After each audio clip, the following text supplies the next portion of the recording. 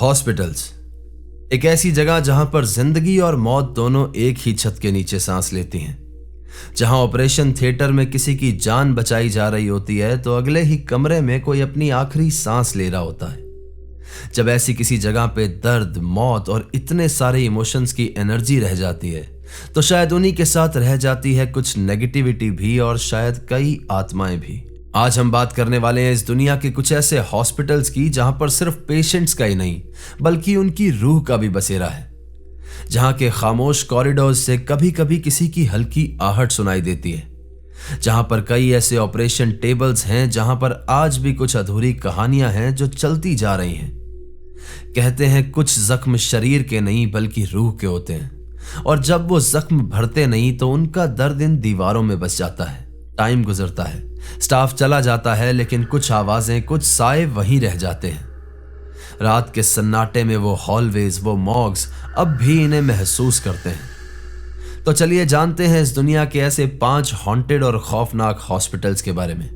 हमारी आज की फहरिस्त का पहला नाम है वेवरली हिल्स सैनिटोरियम, लुईविल, केंटकी, यूएसए। अमेरिका के 1800s और अर्ली 1900s के अंदर यहां पर एक डेडली डिजीज थी जिसे ये लोग व्हाइट डेथ कहते थे, ट्यूबरक्लोसिस। यह बीमारी इतनी ज्यादा कॉन्टेजियस थी कि पूरे के पूरे गांव और परिवार ही खत्म हो जाते थे। 1900s की स्टार्टिंग में लुईविल, केंटकी अमेरिका का एक ऐसा एरिया था जो ट्यूबरक्लोसिस डेथ रेट सबसे ज्यादा रिकॉर्ड कर रहा था। स्वैम्प लैंड और गीला एरिया होने की वजह से ये बीमारियां यहां पर बहुत ज्यादा फैल रही थी। इसीलिए 1910 में यहां पर एक नया हॉस्पिटल बनवाया गया जिसका नाम था वेवरली हिल्स सैनिटोरियम। 1926 में यह नई बिल्डिंग बन करके तैयार हुई और उस वक्त इसे अमेरिका का सबसे एडवांस टीबी का हॉस्पिटल माना गया, लेकिन रियलिटी कुछ और थी। हकीकत में यहां पर जितने भी लोग एडमिट हुए उनमें से ज्यादातर लोग कभी अपने घर वापस ही नहीं जा पाए। उस वक्त टीबी का कोई भी ट्रीटमेंट नहीं था और ना ही कोई मेडिसिन थी। डॉक्टर्स के पास सिर्फ एक ही क्योर था, रेस्ट, फ्रेश एयर और न्यूट्रिशियस फूड। अक्सर पेशेंट्स को अलग कर दिया जाता था ताकि डिजीज स्प्रेड ना हो। पूरा का पूरा परिवार टूट जाता था, बच्चे, बड़े, सबको अलग कर दिया जाता था और मोस्टली केसेस में ये अलग होना परमानेंट होता था। हॉस्पिटल के ट्रीटमेंट्स भी कोई हॉरर से कम नहीं थे। वहां के पेशेंट्स को अल्ट्रावायलेट लाइट के एक्सपोजर में रखा जाता था ताकि बैक्टीरियाज मर जाएं। सर्दियों में भी पेशेंट्स को खुले वरामदा में बिठाया जाता था ताकि उन्हें फ्रेश एयर मिल पाए। बहुत सी तस्वीरें आज भी मिलती हैं जहां लोग बाहर खुली हवा में बैठे हैं, कुर्सियों पर बैठे हैं और उनके ऊपर स्नो गिर रही है। लेकिन इन सबसे ज्यादा खौफनाक चीज थी उस हॉस्पिटल में हो रही एक्सपेरिमेंटल सर्जरीज। पेशेंट्स के अंदर बैलून डाल करके उन्हें इन्फ्लेट किया जाता था। कभी पेशेंट्स के रिब्स और चेस्ट की मसल्स को निकाल दिया जाता था ताकि लंग्स एक्सपैंड कर सकें। बहुत सारे लोग इन ऑपरेशन टेबल्स पर ही मर जाते थे और वो लोग जो इन सारे ट्रीटमेंट्स को, एक्सपेरिमेंट्स को सरवाइव कर पाते थे, सिर्फ वही इस हॉस्पिटल के फ्रंट डोर से बाहर जाते थे। बाकी सबको एक टनल के थ्रू निकाला जाता था जिसे बॉडी शूट कहते थे। यह टनल सीधा नीचे रेलवे लाइन तक जाती थी जहां से क्वाइटली इन बॉडीज को निकाल दिया जाता था ताकि बाकी के पेशेंट्स को मौतों का अंदाजा ना हो। एक एस्टिमेट के मुताबिक करीब 6000 लोगों ने यहां पर अपनी जान गंवाई थी। वहां के हर फ्लोर, हर एक वॉल ने इनकी दर्द भरी आवाजों को महसूस किया है। 1961 में वेवरली हिल्स बंद कर दिया गया। उसके 1 साल बाद इसे जेरियाट्रिक सैनिटेरियम के रूप में दोबारा खोला गया, लेकिन यहां पर भी हॉरर खत्म नहीं हुआ। रिपोर्ट्स आई कि हॉस्पिटल के अंदर पेशेंट्स को टॉर्चर किया जाता है, उन्हें इलेक्ट्रोशॉक थेरेपी दी जाती है और उनके साथ अब्यूज होता है। ऐसे ही चलते चलते फिर 1982 तक ये जगह पूरी तरह से बंद कर दी गई। इसके बाद ये बिल्डिंग अबैंडन्ड हो गई और ये एक लोकल हॉन्टेड स्पॉट बन गया। टीनेजर्स अंदर घुसते, लोग घोस्ट हंट करने के लिए जाते और वो लोग इसे एक हॉन्टेड और कर्स्ड बिल्डिंग कहने लगे थे। वेवरली हिल्स के कॉरिडोर्स से फुटस्टेप्स की आवाज आती, अंदर से एक लाइट चमकती हुई दिखाई देती, जबकि बिल्डिंग के अंदर कोई लाइट का सोर्स ही नहीं था।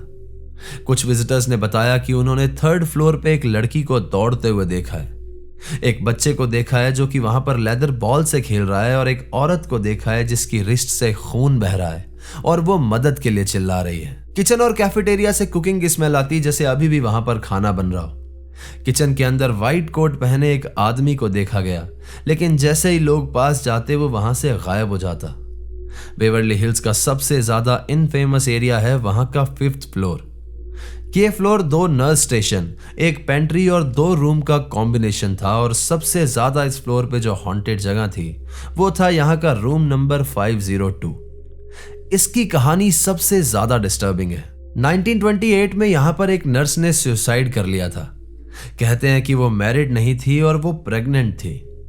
कहते हैं कि उसने डिप्रेशन और एंजाइटी के चक्कर में यहाँ पर सुसाइड किया था। उसके बाद 1932 में भी एक नर्स ने यहाँ की विंडो से कूद करके अपनी जान दे दी और ऐसा कहा जाता है कि शायद उसे पुश किया गया था। बेवर्ली हिल्स का रूम नंबर 502 आज भी हॉन्टेड माना जाता है और बहुत सारे विजिटर्स कहते हैं कि वहां पर किसी की प्रेजेंस महसूस होती है।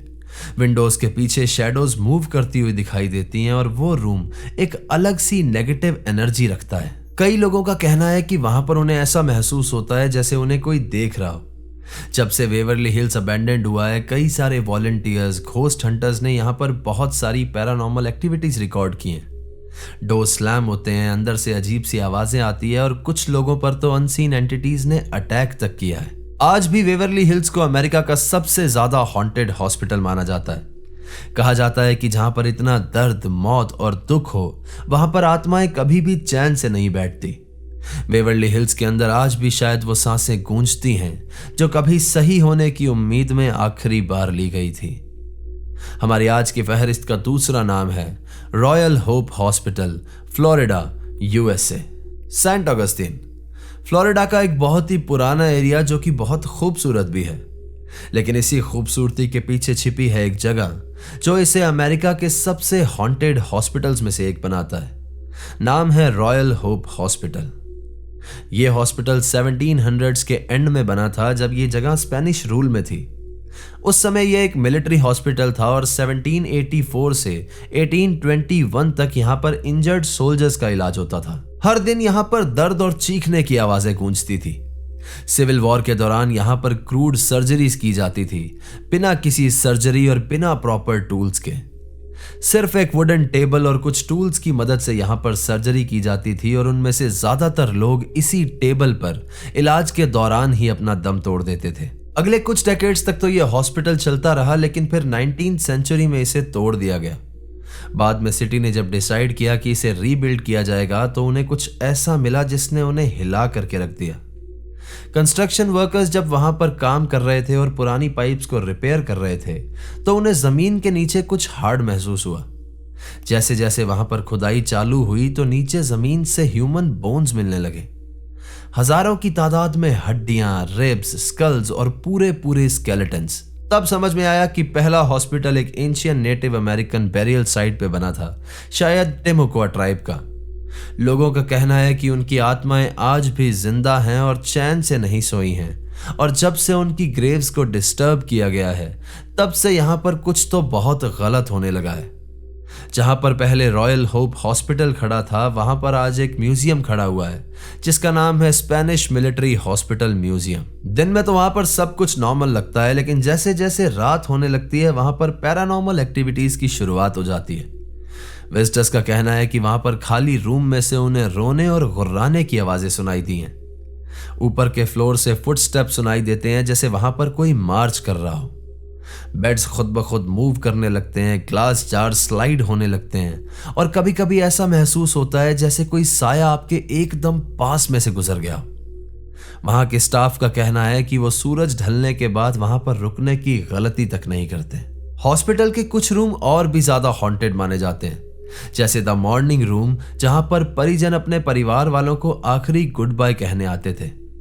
विजिटर्स का कहना है कि यहां पर आज भी प्रेयर्स और चीखती हुई आवाजें सुनाई देती हैं। फिर आता है द सर्जन्स ऑफिस, जो कि एक अग्रेसिव स्पिरिट का घर माना जाता है। बहुत सारे विजिटर्स ने यह दावा किया कि उन्हें पीछे से किसी ने उनके कपड़ों से पकड़ लिया, एक बहुत ही ठंडी और जोरदार ग्रिप। बाद में जब वो पीछे मुड़ करके देखते हैं तो वहां पर कोई भी नहीं होता। द वार्ड, इस हॉस्पिटल का एक और हॉन्टेड स्पॉट। इसकी कहानी तो और ज्यादा डिस्टर्बिंग है। बेड्स अपने आप मूव करने लगते हैं और लोगों के पैरों से टकरा जाते हैं। लोगों ने यहां पर कहा है कि जैसे उन्हें किसी ने खरोच दिया और पीछे से धक्का दिया हो, लेकिन अगेन पीछे मुड़कर देखने पर कोई भी नहीं होता। द अपोथेकरी, जहां पर मेडिसिन स्टोर होता है, यहाँ शैडोज वॉल से वॉल तक मूव करती हुई दिखाई देती हैं और एक औरत के रोने की आवाज रोज सुनाई देती है। पैरानॉर्मल टीम्स ने यहाँ पर स्पेनिश में रिकॉर्ड किए हुए वर्ड सुने, जैसे अयूदमी, मतलब मुझे बचाओ।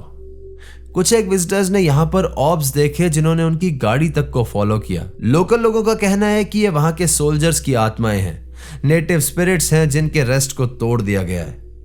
फ्लोरिडा की धूप में तो ये हॉस्पिटल एकदम शांत लगते हैं, लेकिन जैसे ही अंधेरा छाता है यहाँ के पुराने जख्म फिर से खुल जाते हैं और तब रॉयल होप हॉस्पिटल फिर से जिंदा हो जाता है, उन्हीं चीखों, प्रार्थनाओं और आत्माओं के साथ जिन्हें कभी भी चैन नहीं मिला।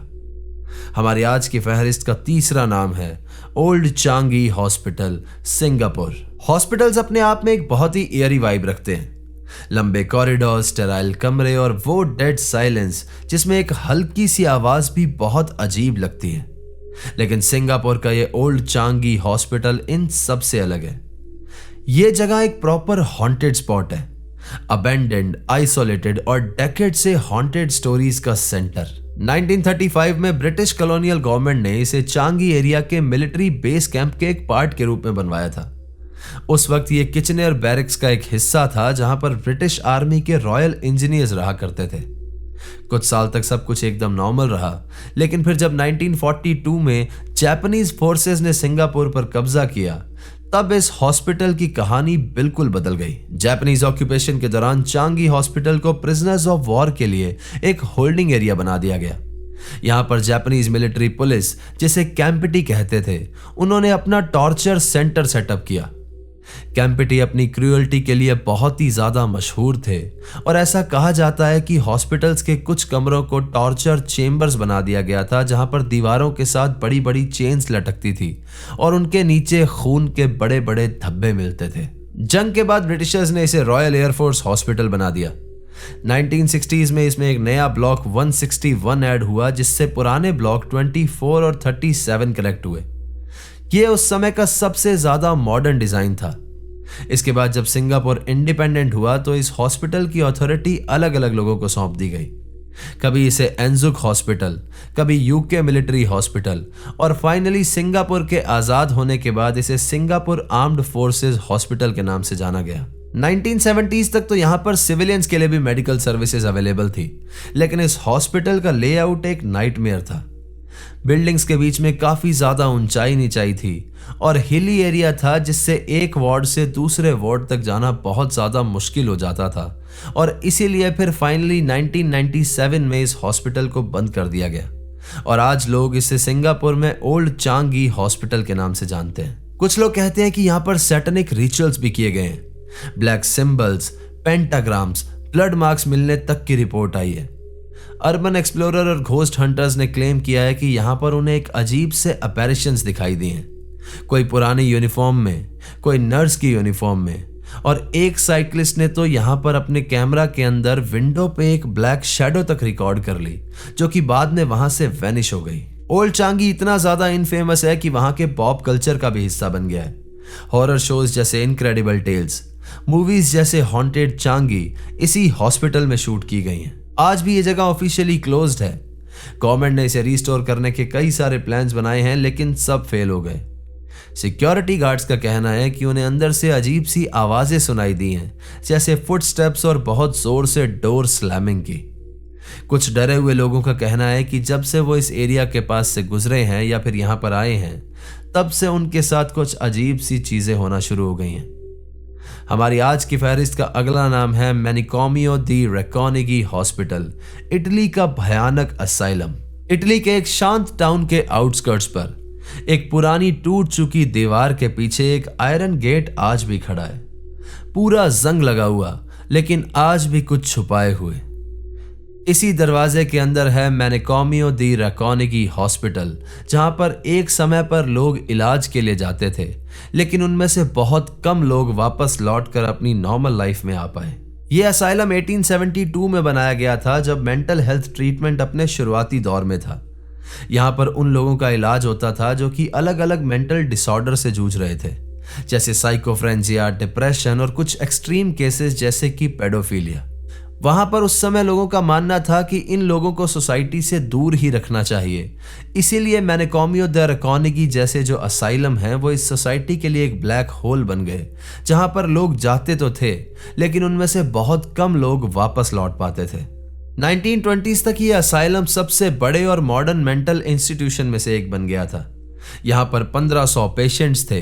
नए विंग्स बनाए गए और डॉक्टर्स को लगता था कि उन्होंने मेंटल इलनेस का तोड़ ढूंढ लिया है, लेकिन असल में उन्होंने इंसानी दर्द को एक नए लेवल तक पहुंचा दिया था। क्राउड बढ़ता गया, फंड्स कम पड़ गए और स्टाफ का प्रेशर बहुत ज्यादा बढ़ गया। इसके बाद यहाँ पर शुरू हुआ वो डरावना चैप्टर जिसे याद करके इटली के लोग आज भी कांप उठते हैं। यहाँ पर स्टार्ट हुआ यूजेनिक मूवमेंट, एक सूडो साइंटिफिक सोच जहां पर डॉक्टर्स का मानना था कि कुछ लोग मेंटली अनफिट होते हैं और उन्हें आगे बढ़ने का कोई भी हक नहीं होता। Force sterilisation, ice therapy, electroshock और सबसे खतरनाक लोबोटमी जैसे एक्सपेरिमेंट्स तो यहां पर आम बात हो गई थी। पेशेंट्स को यहां पर आइसोलेट कर दिया जाता, उन्हें बेड से बांध दिया जाता और कई बार तो बिना कंसेंट के उनके दिमाग के पार्ट्स का ऑपरेशन तक कर दिया जाता था, और यह सब कुछ इलाज के नाम पे हो रहा था। कमरों के अंदर से बहुत जोर जोर से चीखने और चिल्लाने की आवाजें आती थी। जब 1970s तक ये सारी बातें बाहर आना शुरू हुई तो गवर्नमेंट ने इस असाइलम को धीरे धीरे बंद करना शुरू किया। उसके बाद जब मॉडर्न मेडिसिन और टेक्नोलॉजी आ गई तो पेशेंट्स के लिए और ज्यादा ऑप्शंस मिल गए। तो फिर फाइनली 1981 में मैनिकॉमियो द रकॉनिगी असाइलम को बंद कर दिया गया। लेकिन कुछ जगह पर पुराने रिकॉर्ड्स, बेड्स और ऑपरेशन टेबल्स वैसे के वैसे पड़े हुए हैं जैसे मानो वक्त रुका हुआ हो वहां पर। आज 2025 में हॉस्पिटल का कुछ पार्ट नए पर्पसेस के लिए यूज हो रहा है, लेकिन मेन बिल्डिंग आज भी बंद है। वॉल्स का पेंट उतर गया है, विंडोज टूट गई हैं और कॉरिडोर्स में जब हवा चलती है तो ऐसा लगता है जैसे कोई फुसफुसा रहा हो। लोकल्स का कहना है कि आज भी वहां के अंदर से लोगों की फुटस्टेप्स की आवाजें आती हैं। रात के पहर पर वहां पर ऐसा लगता है जैसे आत्माएं किसी वार्ड के अंदर जोर जोर से रो रही हो और उनके कराने की आवाजें आती हैं। एक औरत के हल्की सी हंसी की आवाज भी वहां पर सुनाई देती है। मैनिकॉमियो द रकॉनिगी आज सिर्फ एक पुराना हॉस्पिटल नहीं बल्कि एक रिमाइंडर है कैसे साइंस और ट्रीटमेंट के नाम पे इंसानों की इंसानियत का गला घोट दिया गया। आज भी वो बेड्स, वो कमरे, वो ऑपरेशन टेबल सब कुछ वहां पर है। बस फर्क सिर्फ इतना है कि वहां पर पेशेंट्स नहीं आते बल्कि उनके रूहें भटकती हैं जिन्हें इलाज के नाम पर कभी वहां पर बांध करके टॉर्चर किया गया था। हमारे आज की फहरिस्त में अगला नाम है गॉन्जियम साइकेट्रिक हॉस्पिटल। साउथ कोरिया के ग्वांगी प्रोविंस के एक छोटे से शहर ग्वांजियम के पास एक पुरानी बिल्डिंग हुआ करती थी जिसका नाम सुनते ही लोग आज भी डर से सहम जाते हैं। गॉन्जियम साइकेट्रिक हॉस्पिटल। 1990s के दौर में यह हॉस्पिटल अचानक से बंद हो गया और तब से लेके आज तक लोग इसके क्लोजर के पीछे छुपे राज के बारे में चर्चा करते आए हैं। एक कहानी के मुताबिक इस हॉस्पिटल के स्टाफ और पेशेंट बिना कोई निशान छोड़े गायब होने लगे। लोगों ने कहा कि यहाँ का जो डायरेक्टर है वो भी पागल हो गया है और उसने अपने आप को एक कमरे में बंद कर लिया और फिर वो कभी भी वापस नहीं आया। बाद में कुछ पेशेंट्स की लाश मिलने की बात भी सामने आने लगी और लोगों ने इस जगह को श्रापित कहना शुरू किया, लेकिन हकीकत कुछ और थी। रिकॉर्ड्स के मुताबिक इस हॉस्पिटल के बंद होने का रीजन था financial crisis, bad hygiene conditions और यहाँ का मिसमैनेजमेंट। ना कोई मास ट्रेजेडी, ना कोई मास मर्डर, बस एक मिसमैनेजमेंट ने इस हॉस्पिटल को धूल में मिला दिया। इस हॉस्पिटल के अबैंडन होने के बाद थ्रिल सीकर्स और पैरानॉर्मल एक्सपर्ट्स ने यहाँ पर अंदर एंटर करना शुरू किया और फिर बहुत से लोगों ने रिपोर्ट किया कि अंदर से कुछ अजीब सी आवाजें आती हैं, जैसे कोई चिल्ला रहा हो, किसी के फुटस्टेप्स की आवाजें, और कुछ लोगों को एक बहुत ही ठंडी सी प्रेजेंस भी महसूस हुई। बहुत से लोगों ने दावा किया कि उनके कंधे पे किसी ने हाथ रखा, एक बहुत ही ठंडा और बहुत ही नेगेटिविटी से भरा हुआ टच। वहां की दीवार पर एक लाल हाथ प्रिंट है और वहां पर लिखा है आई एम स्केर्ड। यह उन लोगों के लिए एक रिमाइंडर है जो कि अंदर जाने की हिम्मत करते हैं। बहुत सारे लोगों ने कहा कि उन्हें उनकी कैमरा की फ्लैश में एक ब्लैक शैडो दिखाई दी और उसके बाद वो वहां से गायब हो गई। बहुत से लोगों ने कहा कि दूर खड़ी आपको एक एंटिटी दिखाई देती है जो कि वहां से खड़ी खड़ी आपको घूर रही होती है। ये सारी कहानियां मिलकर गॉन्जियम को साउथ कोरिया का सबसे हॉन्टेड प्लेस बना गई। बहुत से लोगों ने दावा किया कि जब आप इस बिल्डिंग के बाहर से गुजरते हो तो वहां खड़ा आपको कोई देख रहा होता है। इसके बाद 2018 में एक मूवी आई गॉन्जियम द हॉन्टेड असाइलम। ये फिल्म फाउंड फुटेज स्टाइल में थी और रियल लोकेशन के लेजेंड्स पर बेस्ड थी। ये वहां पर सिर्फ एक फिल्म नहीं रही बल्कि एक फिनोमिनन बन गई। इसके बाद गॉन्जियम हॉस्पिटल की जो हॉन्टेड रेपुटेशन है वो बहुत ज्यादा बढ़ गई और पूरे साउथ कोरिया में लोग उसे एक हॉन्टेड स्पॉट मानने लगे। वक्त के साथ गवर्नमेंट ने मई 2018 में इस बिल्डिंग को डिमोलिश कर दिया। आज वहां पर एक खाली जमीन है, लेकिन आज भी लोग कहते हैं कि जब उस एरिया के आसपास से लोग गुजरते हैं तो उन्हें हकीकत में ऐसा महसूस होता है कि कोई उनके आसपास है। दरवाजे के पास उन्हें कोई खड़ा हुआ दिखाई देता है जो वहां खड़ा खड़ा सिर्फ उन्हें ही घूर रहा हो। गॉन्जियम साइकेट्रिक हॉस्पिटल अब सिर्फ एक याद है, एक सिंबल जहां पर हॉरर और रियलिटी के बीच के फर्क को ही मिटा दिया गया है। तो दोस्तों, ये थे कुछ ऐसे हॉस्पिटल जिनके कॉरिडोर्स ने सिर्फ लोगों को और पेशेंट्स को नहीं बल्कि बहुत सारी अनसुनी कहानियों को एक्सपीरियंस किया है। ये हॉस्पिटल्स हमें बताते हैं कि कुछ बिल्डिंग्स ऐसी होती हैं जहां पर सिर्फ दीवारें नहीं होती बल्कि होते हैं लोगों के पेन, लोगों के इमोशंस और बहुत सारी ऐसी कहानियां जो आपको अंदर तक डरा देती हैं। आखिर में हॉन्टेड जगह सिर्फ भूतों से नहीं बल्कि उन एनर्जीज से होती है जो कभी भी शांत नहीं होती।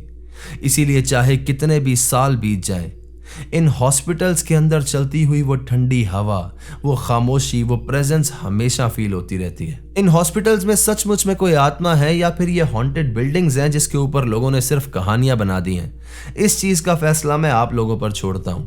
आपका क्या कहना है? ये सिर्फ कुछ लेजेंड्स हैं या फिर सचमुच में इन हॉस्पिटल्स की दीवारों में कुछ ऐसा है जो आज तक खामोश नहीं हुआ? कमेंट करके मुझे जरूर बताइएगा। तो ये थी आज की कहानी दोस्तों। कहानी आपको कैसे लगी मुझे कमेंट करके जरूर बताइएगा। वीडियो अगर पसंद आई है तो इसे लाइक कर दो, हाइप कर दो और अपने कमजोर दिल वाले दोस्तों के साथ शेयर कर दो। चैनल अभी तक सब्सक्राइब नहीं किया है तो उसे सब्सक्राइब कर लो। वहां पर एक बेल आइकन होगा, उसे प्रेस कर देना ताकि आगे आने वाले समय में मैं जो रियल लाइफ इंसिडेंट्स पे कहानियां लेकर के आऊंगा वो सबसे पहले आप तक पहुंचती रहे। अगर आपके पास भी कोई रियल लाइफ इंसिडेंट पे कहानी है तो नीचे दिए गए जीमेल एड्रेस और इंस्टा आईडी पे आप उसे हमारे साथ शेयर कर सकते हैं। तो चलिए दोस्तों, अपना ख्याल रखिए, खुश रहिए, हंसते खेलते रहिए। मिलते हैं अगली बार ऐसी ही किसी खौफनाक कहानी के साथ। सायोनारा। हर हर महादेव।